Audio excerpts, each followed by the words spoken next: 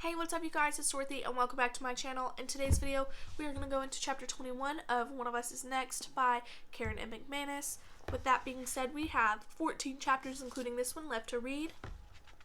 And I am so excited because we literally just started this book last week and usually it takes us forever to read through books this size because I have so much other stuff going on in my life that it takes me forever to just read these books, but I'm glad that we're able to get through this so quickly and easily, so let's get right into this video. This video may contain sensitive topics and foul language. If you do not wish to continue, please click off of the video now.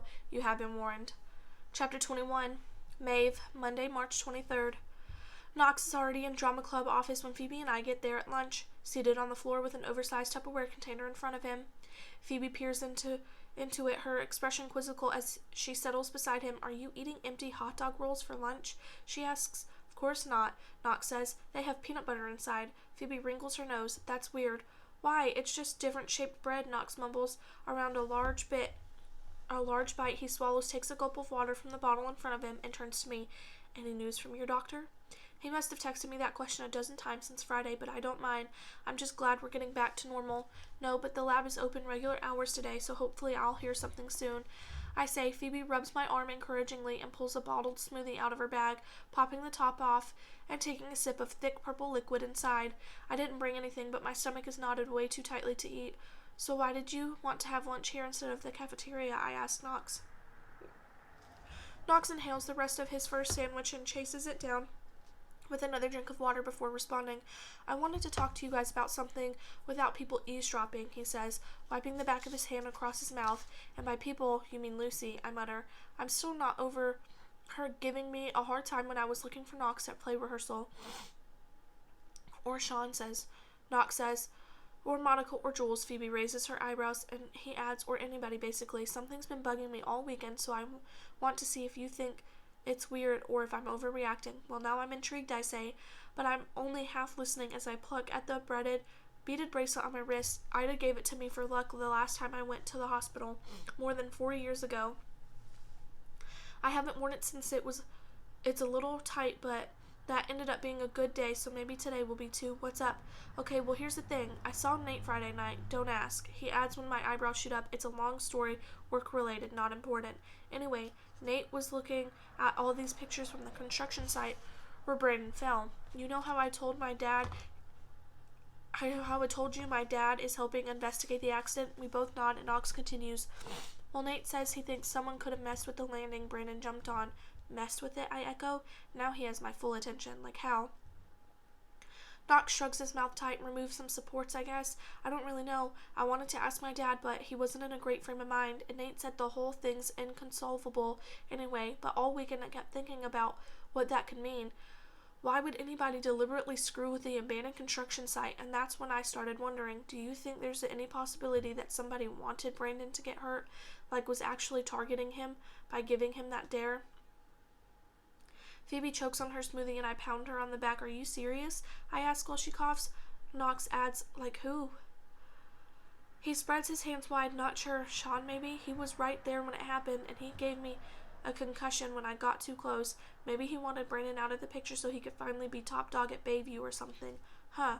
I prop my chin in my hands and stare at a poster for Wicked on the wall, a bold graphic print of a green witch with a sly smile. I think about the conversation I had with Lucy Chen in the auditorium during the Into the Woods rehearsal right after Knox quit the play. "Everyone knows how to win this game by now," she said. "Just take the dare." And she was right. After seeing what happened to Phoebe and me versus what happened to Sean and Jules, nobody at Bayview High who'd gotten a prompt would have done anything except text back dare, especially someone as competitive and confident as Brandon. Still, this is Sean Murdoch we're talking about. "I don't know," I say slowly. "Sean has always struck me as more of an in-your-face bully, not to mention a short-term thinker. I can't picture him setting up something this elaborate." Phoebe looks doubtful too. "Your dad might have just meant that the construction company didn't do their job properly. They went bankrupt, right? That's probably because they're bad at constructing things." "Entirely possible," Knox says. "They're not done investigating the site yet, are they?" Phoebe asks. Knox shakes his head. "So maybe let your dad finish and see what the final report says. The video's not going anywhere. We can share it anytime." It all sounds perfectly reasonable, but there's a little voice in the back of my mind urging me, to turn Ping Me back on just to keep an eye on an ongoing chatter related to Truth or Dare game. I take my phone out of my pocket and reactivate the alerts, and jump when it rings in my hand. When I look down at the screen, my heart nearly just stops. Dr. Ramon Gutierrez. Oh my god, you guys. My voice is low-strangled. It's my oncologist. Do you want us to stay or go? Phoebe asks. I can't think. Phoebe stands as my phone continues to ring, grabbing Knox's arm to haul him to his feet. We'll give you some privacy, but we'll be right outside. She circles me in one armed hug with simultaneously shoving Knox out the door. It'll be okay. My phone is still ringing. Oh god, it's not. It stopped. I missed it. I stare at the screen until my phone locks, then unlock it, shaking hands, and call back. Ramon Gutierrez's office, says a cool female voice. I can't talk. I should have asked Phoebe to stay. Hello? Comes the voice again. Hi, I croak. My palms are sweaty so badly I don't know if I'm managing to hang on to my phone. This is Maeve. I lose my words, but she catches enough. Oh, Maeve, of course. Hold on. I'll pull you right through. I slide my bracelet up and down my wrist. The smooth glass beads reassuringly get cool beneath my clammy fingers. It'll be okay, Phoebe said. Everyone says that, and sometimes they're right, but I've lied. I've lived for years on the other side of okay. I've always expected that sooner or later I'd wind up there for good. Maeve Rojas. I don't recognize the hearty tone. It's Dr. Gutierrez at first. I just got off the phone with your mother, and she gave me permission to reach out to you directly while she needed a moment.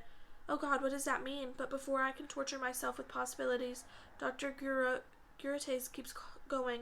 I'm calling with good news. Your blood work is 100% normal. Your white cell count is fine.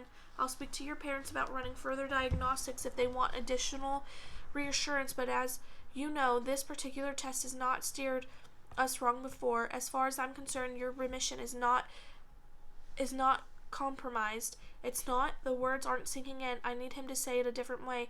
My leukemia isn't back. That's correct. There's no indication in your blood work that leukemia is back. I let out a deep shuddering sigh as all the tension I've been storing up the last month flows out of me, leaving me lightheaded and boneless. My eyes fill and quickly spill over, but the nosebleeds and the bruises, you don't show signs of iron deficiency, which is obviously not something we like.